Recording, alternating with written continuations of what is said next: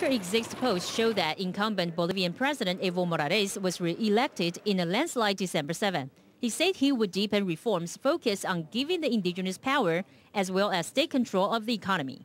In the news conference at the government palace, Morales compared his win to the rising tide of followers of 18th century to the leader Tupac Katari, who was executed by colonial troops. Nuestro abuelo Tupac Katari dijo, "Yo muero, volveré millones."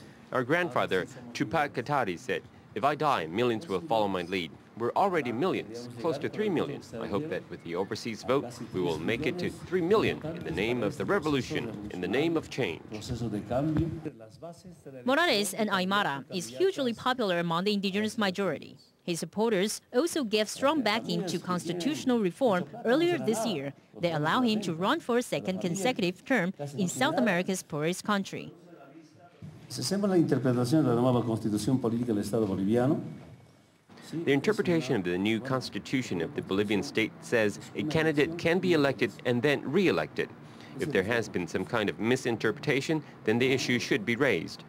Evo Morales has no interest in another election. In fact, I have been giving the best gift that Alvaro and I could receive for Christmas, election by 62.64% of the vote. I'm quite sure that with the overseas vote, we are going to be re-elected with almost 67% of the vote, the same as the record set during the referendum vote.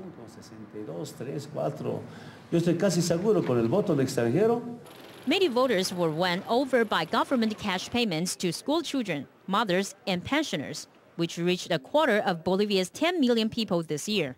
Morales says social spending will continue. He plans to use increased government revenue from the nationalized energy industry and tax raises on natural gas production. In the 183-year history of the Republic, it is no small thing that the government has reached every single home.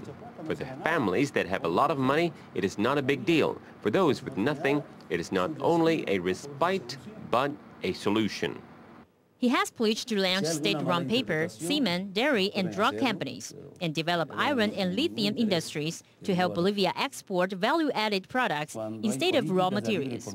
Free trade, however, is not on the agenda. When there are free trade policies, we cannot reach agreement. Free trade is no solution for my country. Morales' movement toward Socialism party also won absolute control of Congress, with more than two-thirds of the seats in the lower house and Senate.